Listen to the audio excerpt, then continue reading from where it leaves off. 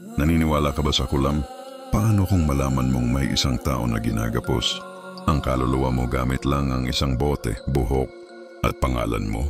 Si Laika, 21 years old, college student sa Maynila, ay napilitang umuwi sa probinsya nila sa Quezon matapos pumanaw ang kanyang lola.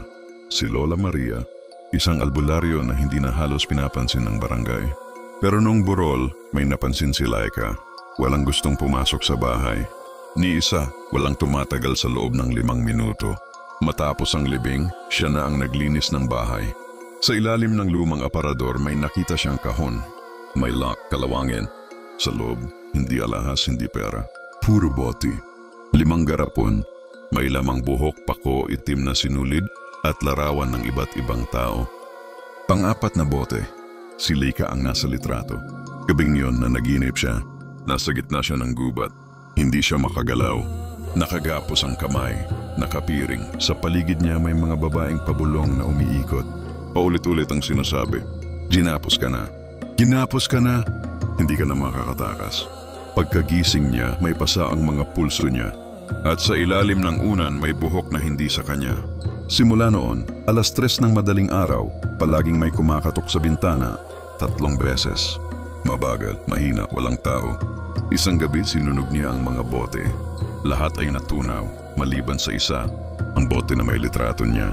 Ngayon wala na ang larawan, wala na rin ang buhok. Pero ang bote, buo pa rin. Naghanap siya ng sagot. At natuklasan niyang lahat ng taong nasa bote, matagal nang patay. May isang litrato lang ang kulang sa koleksyon, ang sa kanya.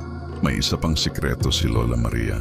Ang mga kulam niya, hindi para sa kaaway. Ginamit niya ito para itali ang mga mahal niya sa kanya, para walang makaalis, para habang buhay kontrolado niya ang puso, isip at kaluluwa ng mga ito. Ngayong gabi, muling may kumatok sa bintana, 3 beses. Pagbukas ni Laika, walang tao. Pero sa lamesa, may bagong bote. Walang pangalan, walang litrato, pero puno ng buhok. At sa ilalim ng bote, may kapirasong papel. May nakasulat, "Alam kong gusto mong umalis, pero hindi ka na pwede." Comment below.